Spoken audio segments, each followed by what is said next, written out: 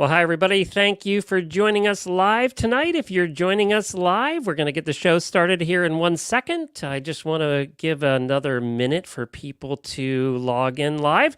If you are live, please do post down below, say where you're from, and your name. Put your name in there because we don't always see the names. The panelists tonight will also be able to see the comments on the right-hand side of the page for the panelists. You'll see a comment section, and you'll be able to see the comments there. If you have any questions or anything about the topics we discuss, post them in there. We would love to hear your comments, whether it's a question or a comment. If you have something to add to the conversation, that's where to put it in the comments section. So post in there now, so I know you guys are all in here listening and seeing things. And then we're going to get started here just in 1 second. We're glad to have I'm so excited about the panel we have tonight. It's going to be a lot of fun. And we have topics that we've never talked about before. So that's going to be fun too. Oh, we got Chris is in here from AHP headquarters in Florida. She's just keeping an eye on us. You know, that's what's happening. She just want to make sure we're not screwing it up. That's what Chris is doing. Well, we have a couple longtime members of the American Horse Publications here tonight. So that's fun. All right, let's get this thing started. I'm going to count myself in for the podcast version of this in 3, 2, 1. This is episode 524 of the Stable Scoop Show on the Horse Radio Network. It's the Equestrian Roundtable Show in cooperation with American Horse Publications.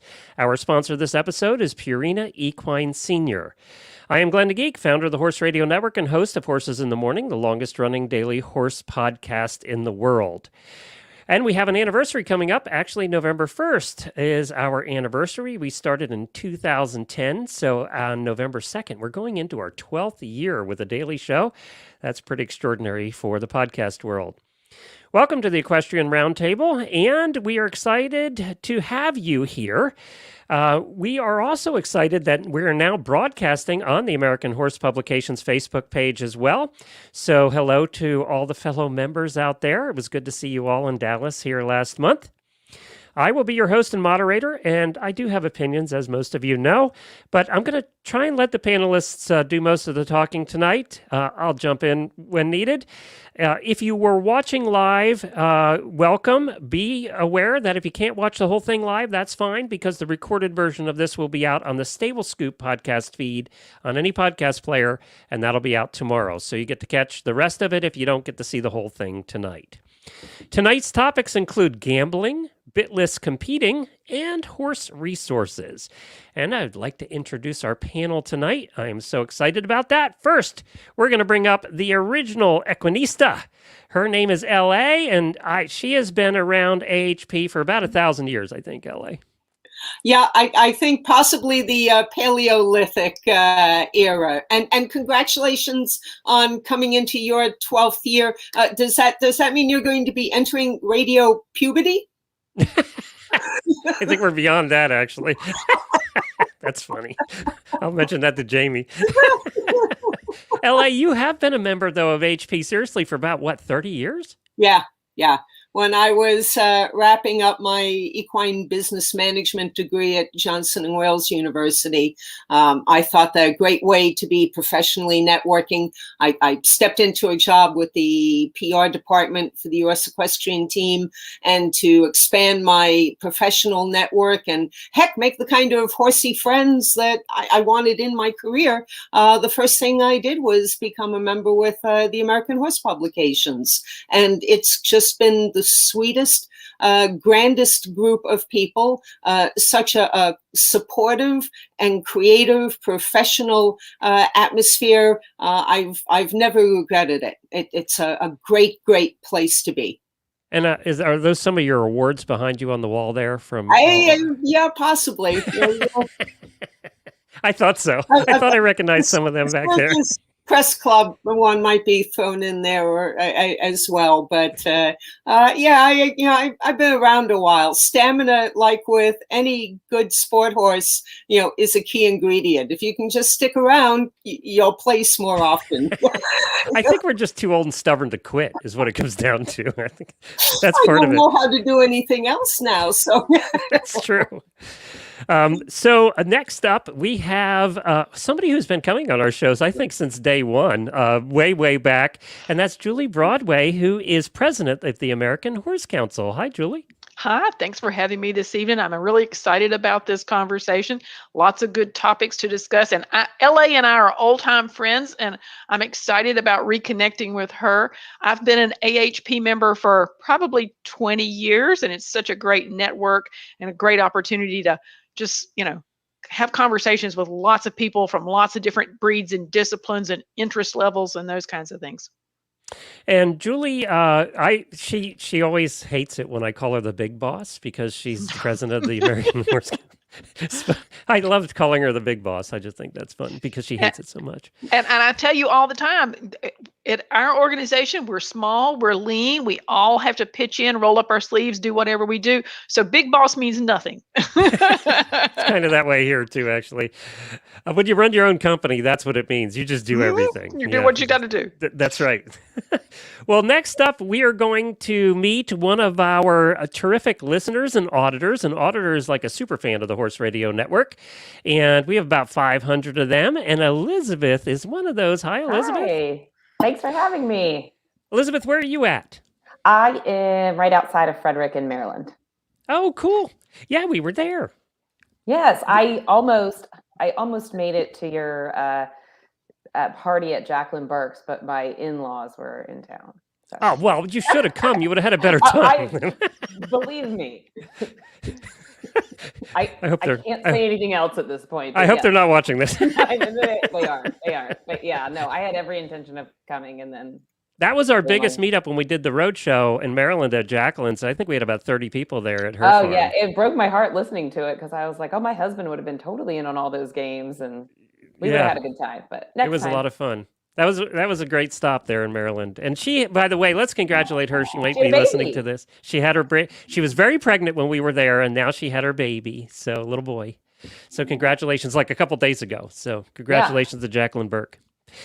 All right, guys, we're going to get started. We're going to start with the first question. Now, the way this works is the panelists all pick their own topics, and then we discuss them. So because I have ADD, and I found out Elizabeth does too, we don't like sticking on one topic very long. So this is a perfect scenario for me because every about 10 minutes, we're moving on. We're going on to the next topic, and that's about my attention span. So let's start with LA, who came up with one of the most fun topics we've had in a while. So LA, why did you pick this topic, and tell everybody what it is? Well, the topic is gambling on Grand Prix show jumping. What are the odds? Because, maybe it's a little bit of a light bulb moment, but we see horse racing has been part of gambling. In fact, horse racing is one of the most popular and approved types of gambling any place in the world, including the United States. And before I go further, a little bit of a history lesson. Did you know that horses, horse racing, and gambling were part of the American Revolution? No.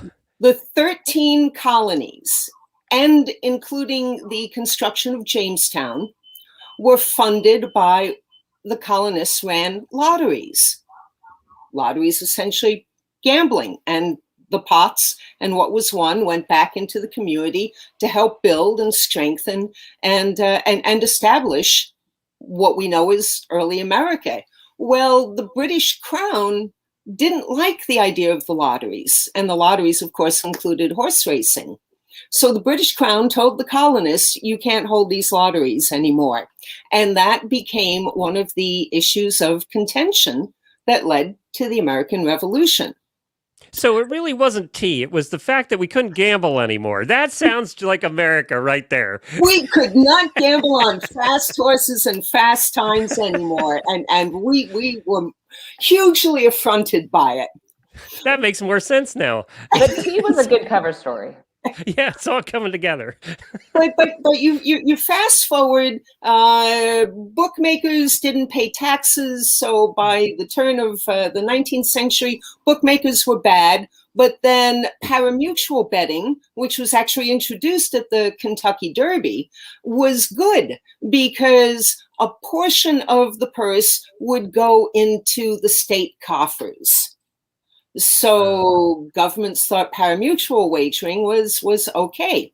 Now, fast forward to today, and parimutuel, the concern is that it's stagnant. The horse racing industry for the past couple of years, past maybe decade, has been sitting at about $11 billion a year in overall handle.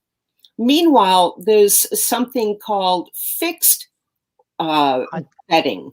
Fixed odds betting. Yes, fixed odds betting. And in 1 month alone, in September alone, New Jersey, with its sports books that are now available with fixed odds betting, brought in over $1 billion. Wow. So bring this all back around to show jumping. Horse racing needs a boost.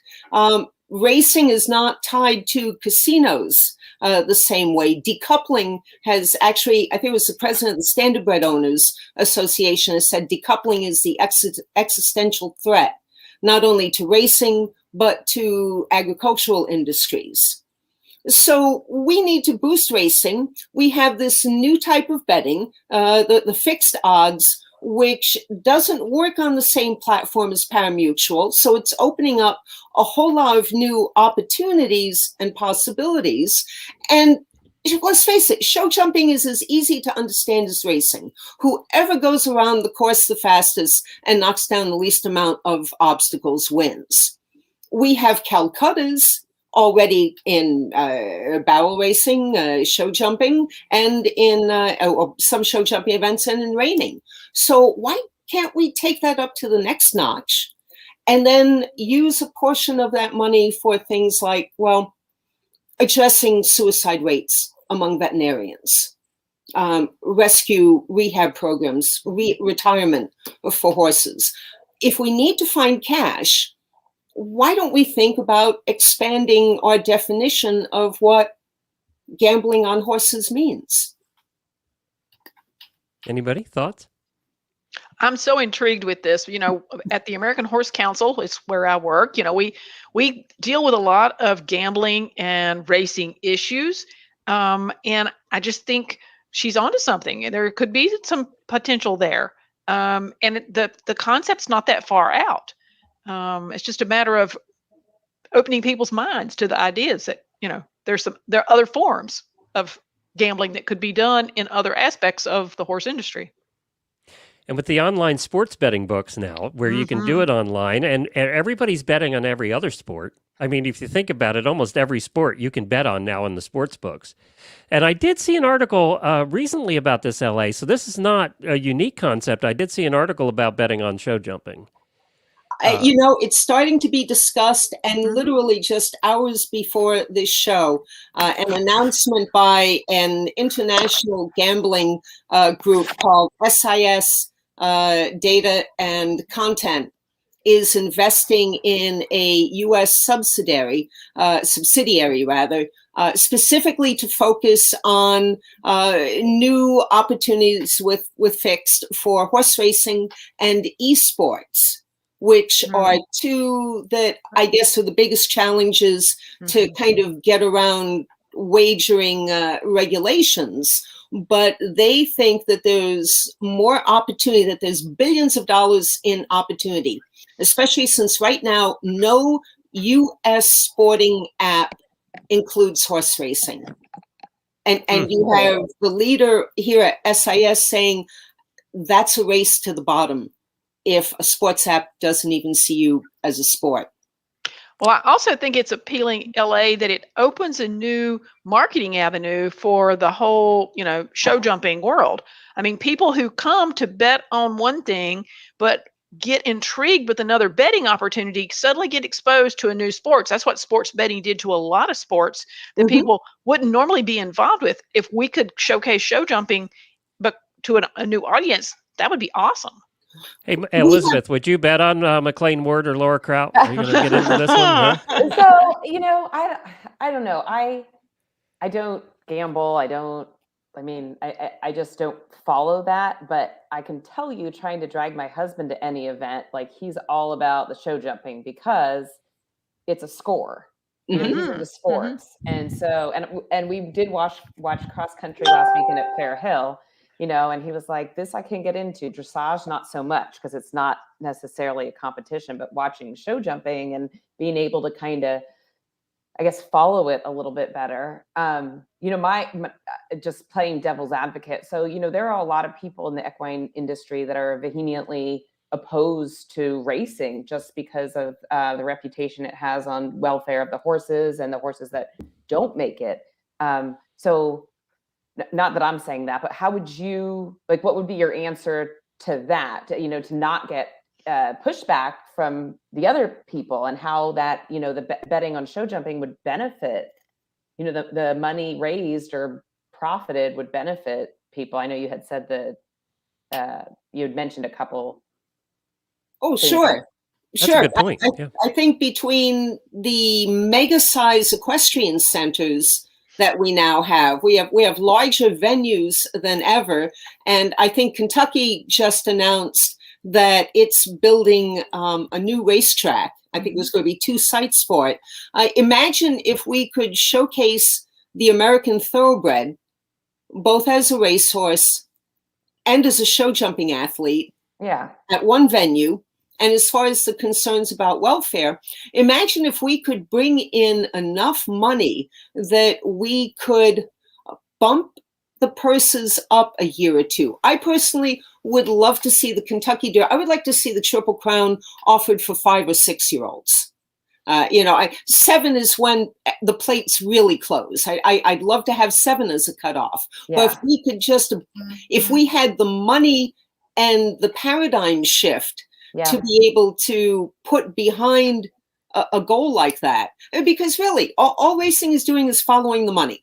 So if we can bump that up and have 5-year-olds in a Triple Crown instead of 3-year-olds, and then we transition them over into show jumping, and even spectators could still follow the horses that they saw at one point in their career, and then they could keep following them in through another, and we could make a really more cohesive character. So I think we could. I think we could counter any of those concerns. And it's the same concerns that people have with the 3-day. I've been on courses where horses have dropped dead of a heart attack, mid-jump. It's never good. But you're right. If there is going to be gambling, it's going to be show jumping and rodeo. Yeah. Those two. Rodeo is also easy to follow, right? Yeah. So, most of the events in rodeo, are easy to follow, and you can have, and everybody has their favorite, broncs and all of that stuff. So those two are really the two that are easy. Dressage and even reining, it takes too long. People are if you're not a horse person, even if you are a horse person, plus, you need that winner quicker, right? I mean, so you can't sit through a whole day of dressage. People need that winner in a class that lasts an hour. It's done, and I won or I didn't. Right? When you're betting, that's what you want. You want that immediate satisfaction, or you want that immediate disappointment. Well, you don't want that, but you get that most of the time. Yes, there's a show jumping Calcutta that was held just last year. An event called Black Tie No Tail. That benefits the New Orleans city parks. So they've got a and explain a Calcutta for those that don't know what that is. A Calcutta is a gambling auction. People first bid on each of the contestants, and a winning bidder then, quote unquote, owns that contestant or horse for the event. And then then the competitors, then the winning competitor is owned by the winning bidder, and the purse is then the complete purse of everyone who bid on it then is divided amongst the top. So it's more of an auction, but everybody gets to gamble at first, but only only the top bidders get into the final contest. Gotcha. So, Glenn, I was just going to throw in that LA's original idea about some of the proceeds going to something to benefit the industry, I think has a lot of promise there. I can rattle off whether it's the Equine Disease Communication Center, whether it's help funding equine research. There's a number of, sort of industry initiatives that benefits the overall industry, that something like that could really help underpin, and really help underwrite some of the things that needs to get done. And let's face it, Elizabeth, colonial lottery. Mm-hmm. Haters are going to hate. You're going to have a certain amount that are going to like this idea no matter what, right? Like I said, I'm just always playing devil's advocate. But I mean, no, I agree. That's why you should. I would do it, especially I'm an animal person, so I'm like, oh well, this is for the greater good. Sign my check, That's how you can sell it. That's how you can sell it to the husband. Yeah, like this is benefiting. This is, and then but I do think just being married to someone who obsesses over sports, it would reach people outside, people, because before we got married, he stupidly said to me, well, riding's not a sport. So I promptly put him on first. You're still with him? Really? He didn't know what he said. No, it was really dumb. He's never said it again. I bet. Well, Elizabeth, that's a really important point. We always have to be looking to be growing the grassroots. Yeah, and get other people involved. As crass as it is, the meat in the seats. And if we can get your husband to, feel like he's literally got a little bit more skin in the game, because he's got some money riding on McLean or Beasy or whatever. I don't think that's a bad thing in the big picture. Yeah, no, okay. I think non-horse people would be drawn to it. It's exciting to watch. I only have one request, and then we'll have to go on to the next question. One request, and make the racing programs, make the show jumping program easier to read than the racing program. Oh. And then a larger font. Yeah, exactly. Yeah, don't get me started about the complexities of an exacto and all those other things that come with a racing program. That's right. Oh, if we could. My favorite is they call me it's called the bridge jumper. And that is, you put your money on the third place horse, the show horse, because then whether they finish first, second, or third, you get a little bit of the percentage off of that. And so if you have a good eye for a horse, I can usually pick that good equitation horse. It's going to be in the middle of the pack, not necessarily the winner. So being a bridge jumper is the way to bet. All right, on that, we'll leave that go. Well, that was fun. We're going to hear more about this. There's no question this is going to come up again, and this is going to. And rodeo, I actually think rodeo is going to be the first place we see it. I actually think that they do some of it now in Vegas. They gamble a little bit on rodeo, so I think rodeo is where we're going to see it first, and then the next jump will be over. Show jumping would be the next thing. Rodeo has already made sure its cowboys look like NASCAR drivers. Yep. They're covered with sponsorships. I always say the Western side makes a hell of a lot more money than the English side. They do. They do. No question. All right, speaking of making money, let's hear about our sponsor. And we're happy to have Purina as the sponsor. You have an older horse that's trying to age gracefully? Trust the future with your old friend to the #1 equine vet recommended senior feed. Purina Equine Senior and Senior Active Horse Feeds are backed by unparalleled research to support the unique needs of horses as they age. Both patented feeds include active age prebiotic technology to support immune function, mobility, and appropriate metabolic response in aging horses. Plus, now with the Outlast supplement built in, they also support your horse's gastric health and comfort. Purina Animal Nutrition. They're years ahead in senior research, so you can have more good years with your horse.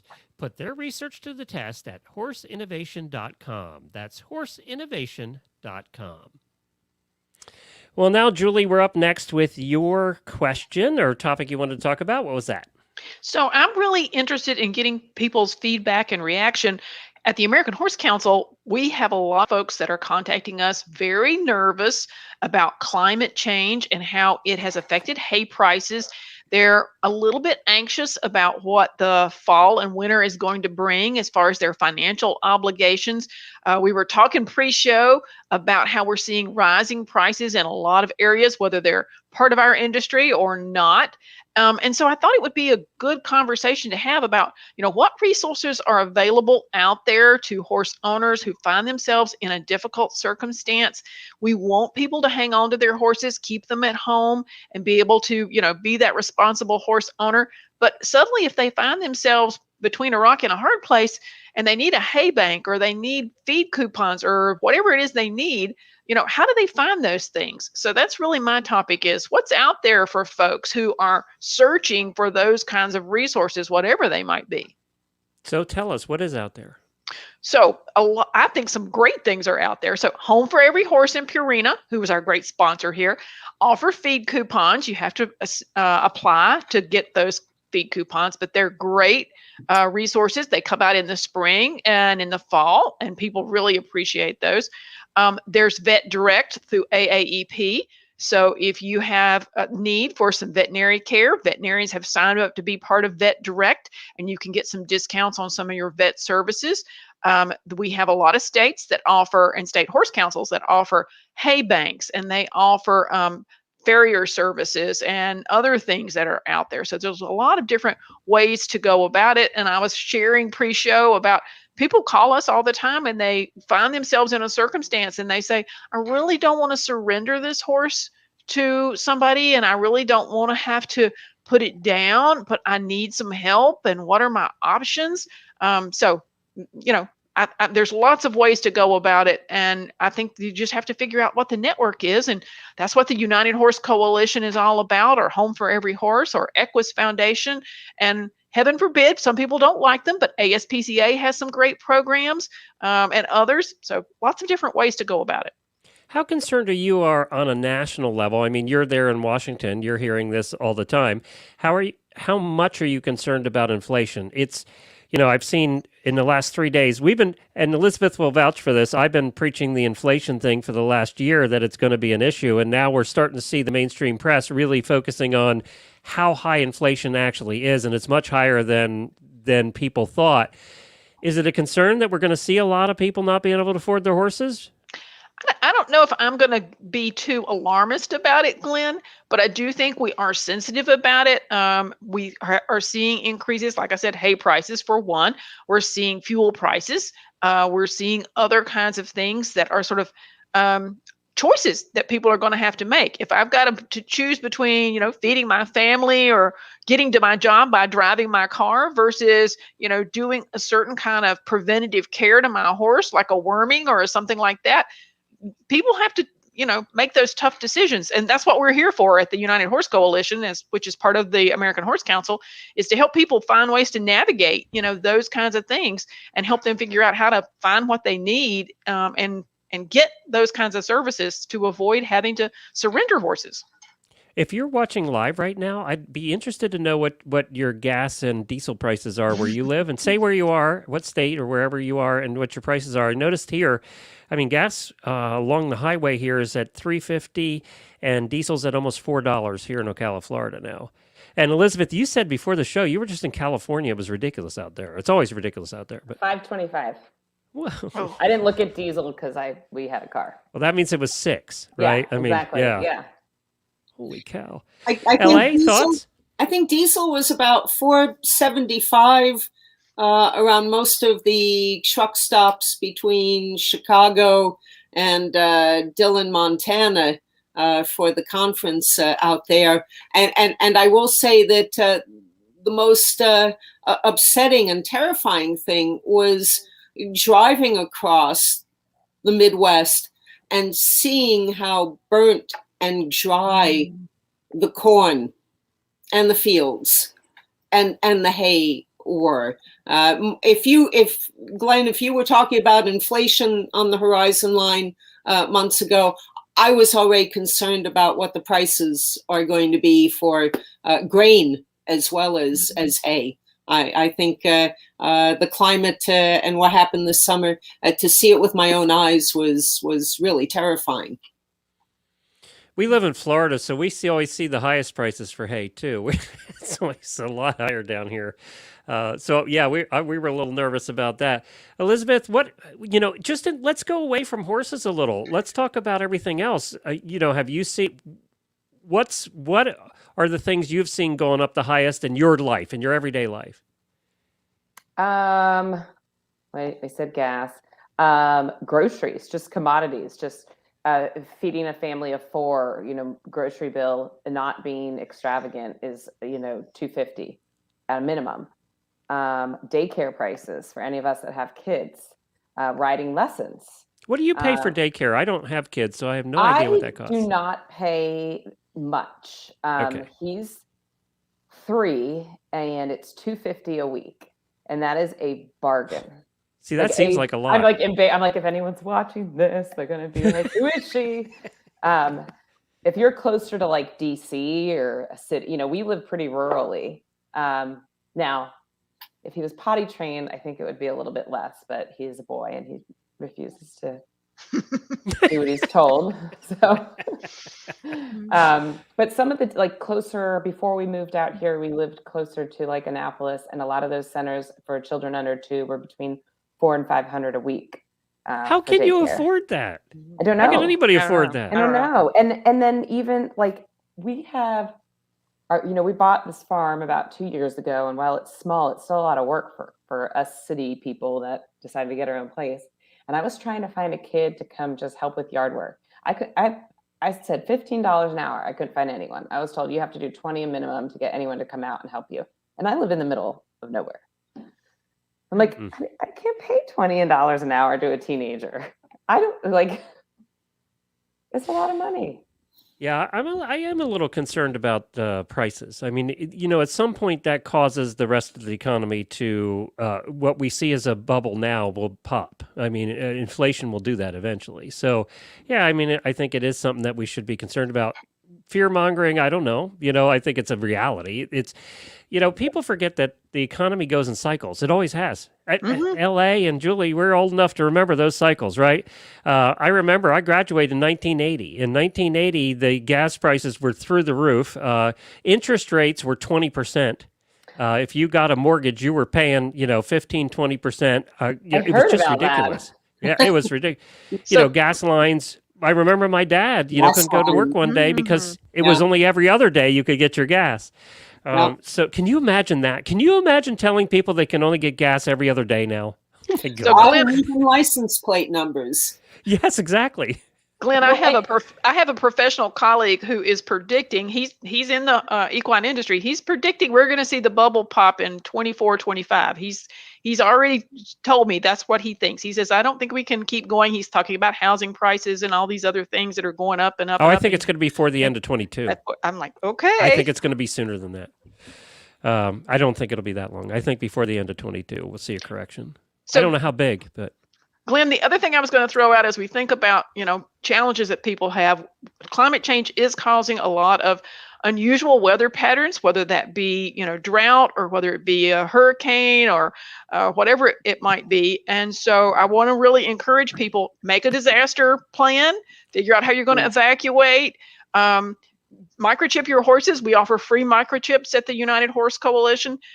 We really want people to know that you might not have the luxury of waiting to figure out how you're going to handle some kind of weather factor that might come your way. So how do they get the free microchips? They go to our website, which is unitedhorsecoalition.org, and they can sign up and get some free microchips, and we'll mail them off to them. All right, I'll put that in the show notes too. I'll put a link to that. So great to know. I didn't know that. So.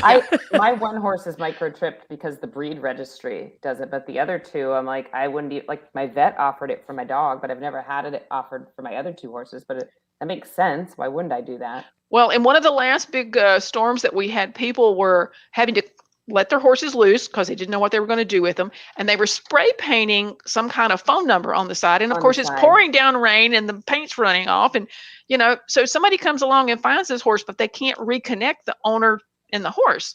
And so we're saying, please microchip your horses so that we can get you back together. We live in Florida. We've been through a few of those bug out situations. So, yeah, we understand that. I've Well, never I wanted lived to take any. him.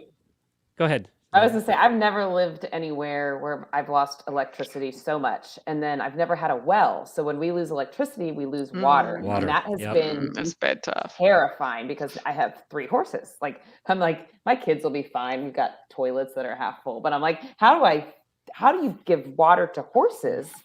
That's the biggest when problem you're- we had after Irma here in Florida was when Yeah, your I just power didn't- goes out, the well you don't goes have out. water, and I've never Yep. had that before, and that was really scary.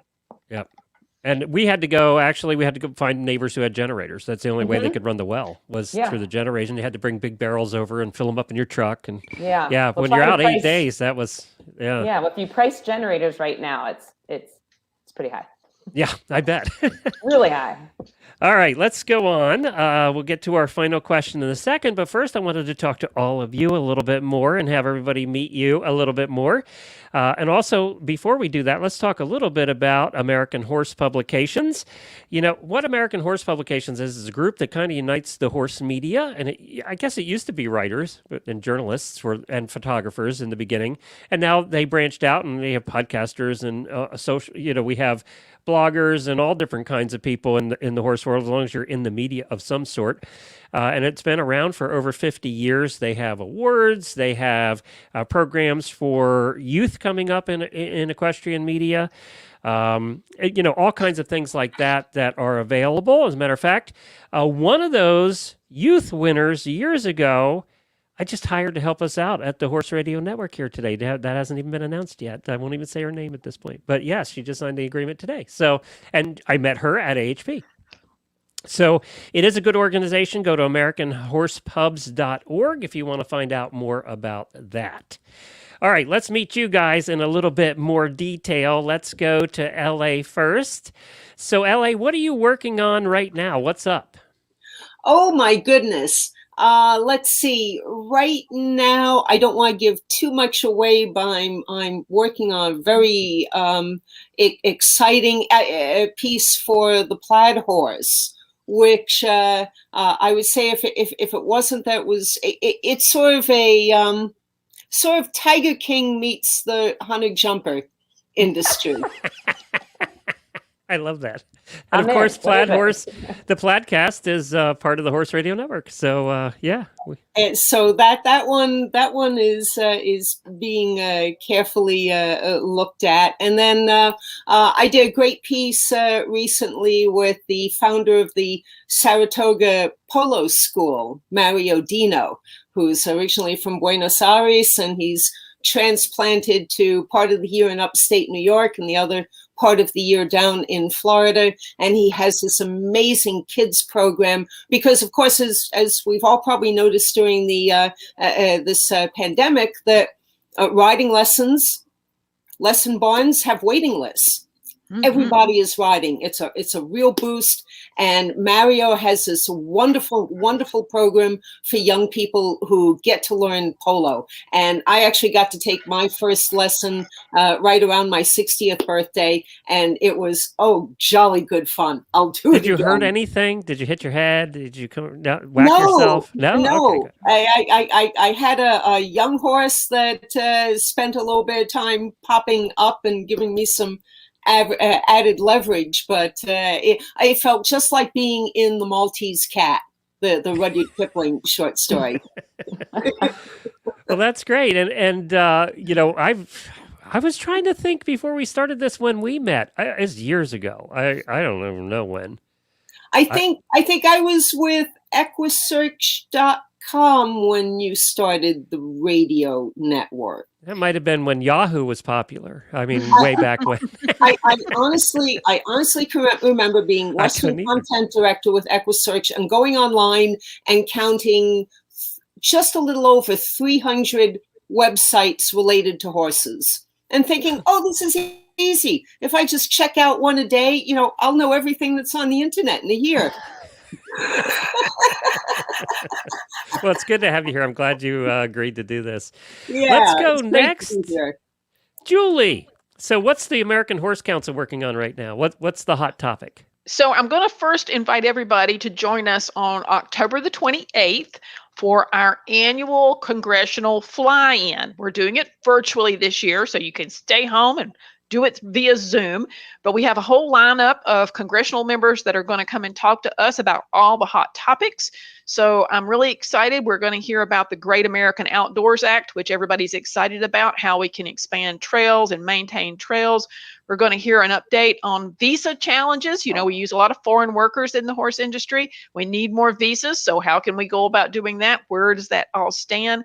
We're going to have an update on the Prevent All Soaring Tactics Act, the PAST Act, and where that stands and how we think we can navigate forward with Why that. the hell is that not through yet? Oh, it just takes forever on that one. I don't know why, but it does. And then a new issue that has just popped up recently is with the Environmental Protection Agency, who's doing a review of some fly spray challenges, which has caused some concerns for some folks, but we're on top of it, and we're going to hear an update about that. So we've got some folks from USDA and EPA that are going to talk to us. So join us on October 28th to hear all the latest updates on the legislative and regulatory things that are going on. And then my last plug is going to be November the 15th. We're doing our quarterly webinar, and our featured guest is the Compton Cowboys. We're going to hear all about who they are, what they do, Awesome. why they're important, you know, how you can get involved. And I'm just really excited about Randy and his crew joining us for that webinar. So join us for that and hear some more about it. It fits in really great with our diversity, equality, and inclusion task force, which has been really hard at work. So lots to hear about. And it's horsecouncil.org, right? It is indeed. Mm-hmm. All right, very good. And I wanted to mention while you're bringing that up, our Horse Illustrated does an episode of Horses in the Morning with us once a month. And next Tuesday, we have the gentleman on, whose name has totally escaped me, who did the new Mustang movie that's out in theaters right now. And we had an unbelievable conversation with him about the whole Mustang issue. And the movie is unbelievable. I mean, the photography is just incredible. But Is that the one with Robert Redford? Yes. So if you're into that, join us next Tuesday for Horses in the Morning. It was a really intense conversation about all the different aspects of the problem, and it's very complicated, as Julie knows. Extremely. It's not an easy topic to do. But now let's get to a fun thing. Elizabeth. That's So, Elizabeth, what is that your pony? Yes, she's a 16 three-hand Irish draft mare that is very masculine. So everyone says he's beautiful. It's a girl. He's kind of got a pony look, though, doesn't he? Yeah. Well, I'm 5'9" and not small, so. Oh, okay. So yeah, but no, she's big. I'm big. We're big girls. And that other guy in the picture, I hope that's your husband, or I picked the wrong one. I don't know. That is my husband. Okay. As of today. I mean, I'm just kidding. Yeah, that's my husband. And you have 2 kids, right? I do. I have a 9-year-old daughter and a 3-year-old son. And what do you do for a living? I'm a nurse. I manage a surgery center right now. That's a tough field right now, isn't it? Yeah. I mean, I could talk forever about the healthcare industry, and I know that my coworkers are not listening to this because I'm the crazy horse girl. But you know, I'm sitting here envious going, these women have made careers out of horses. Where did I go wrong? Like I honestly feel really lucky to be sitting here talking to 2 people that have spent their life in the industry. So Elizabeth, your husband and my husband should never meet, because my husband will tell you that when I didn't have a career in the horse industry and horses were just a hobby, I talked about it endlessly. Now I have a career in it, so it never ever stops. And he's like, "What? I didn't sign up for this."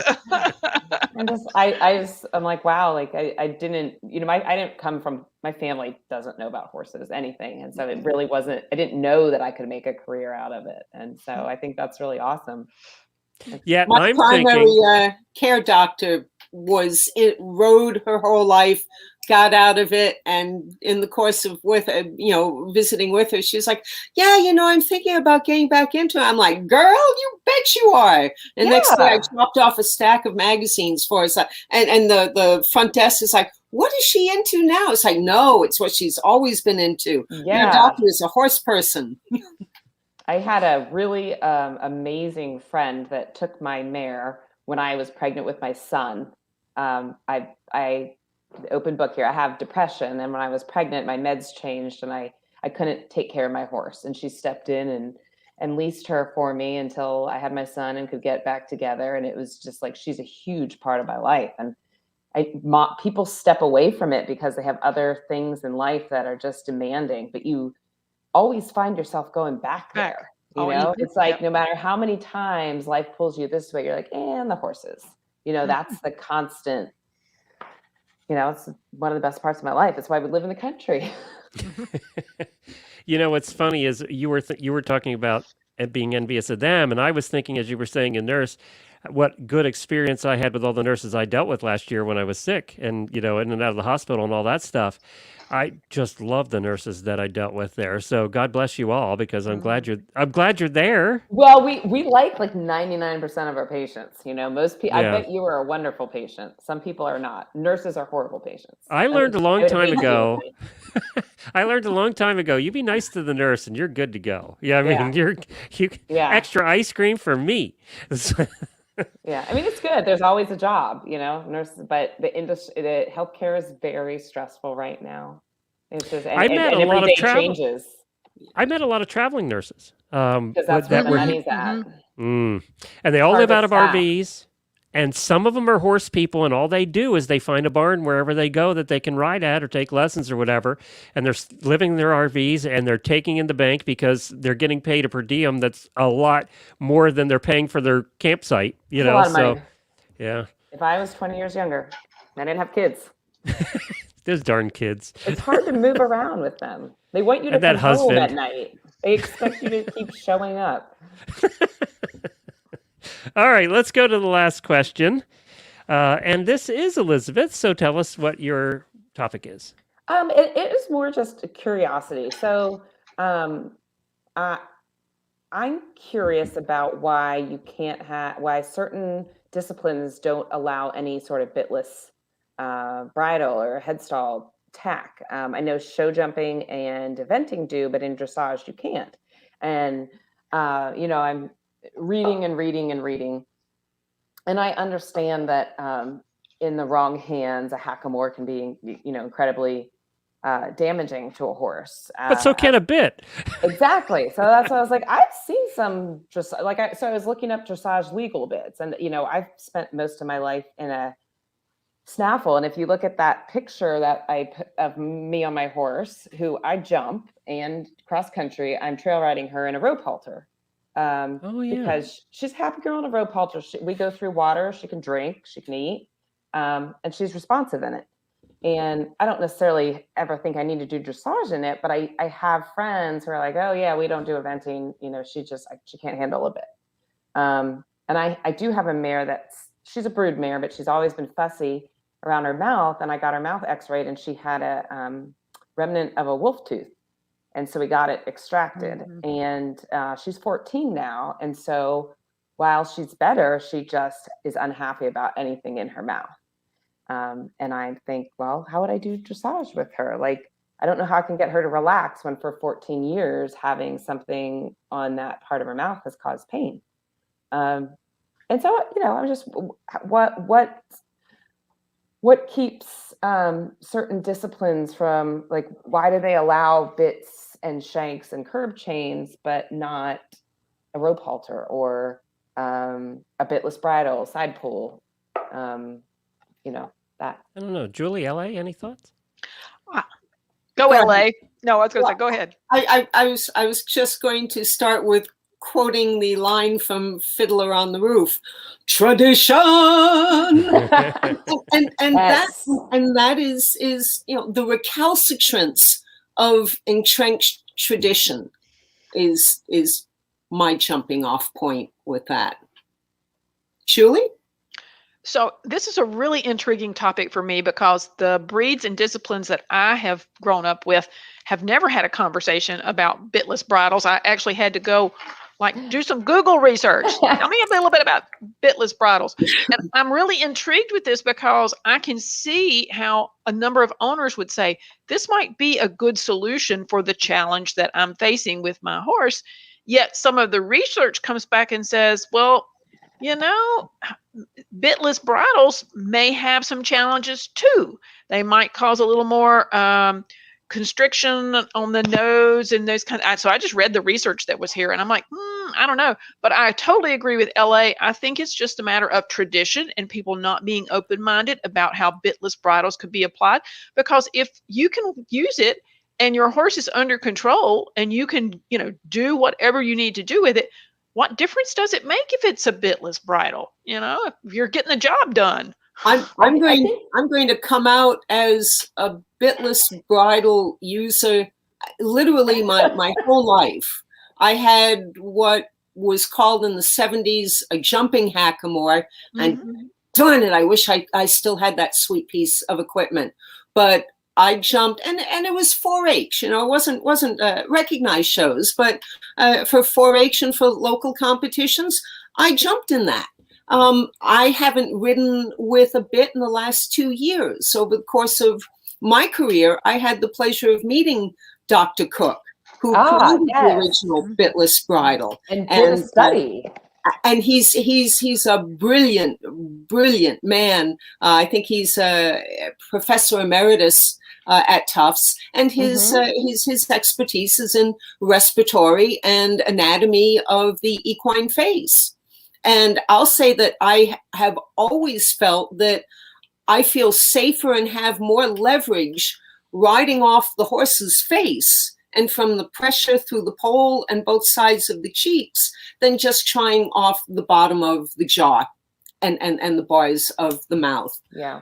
I've never had difficulty. If anything, I've found that if a horse has spooked, or if recently bees came up underneath the horse, and I think that he calmed down quicker because he didn't have to think about any panic on his mouth.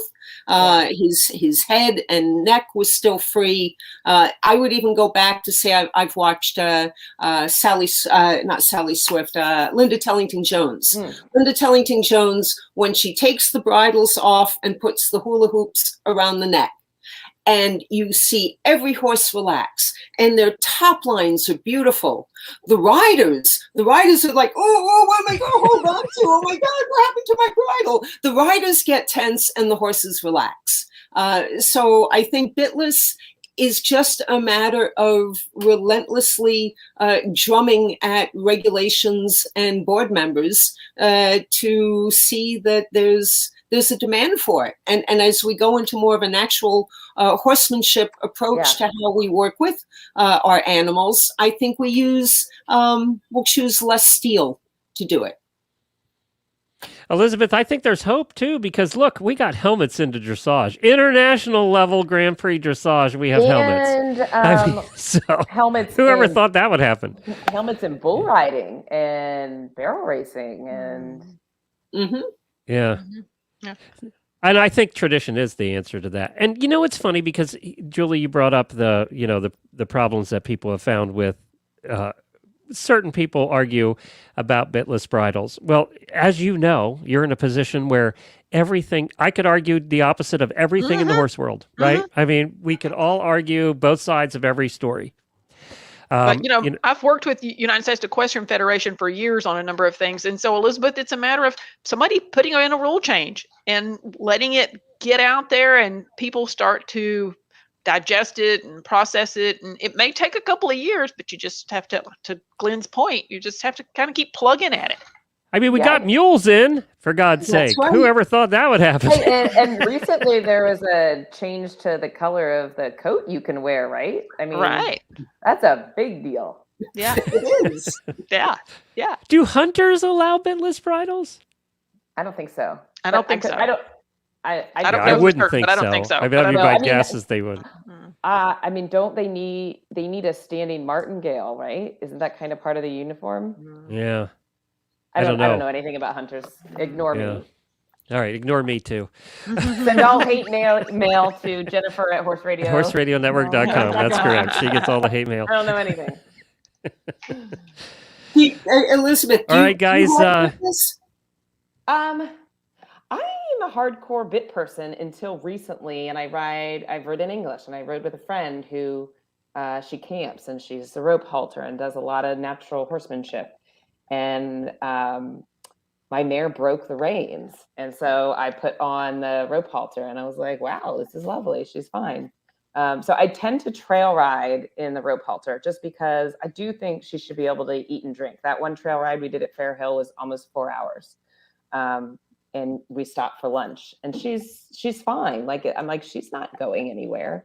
I don't event or jump or anything with it because I just don't. It's because I don't know it. It's a tradition thing. I don't know what I don't know.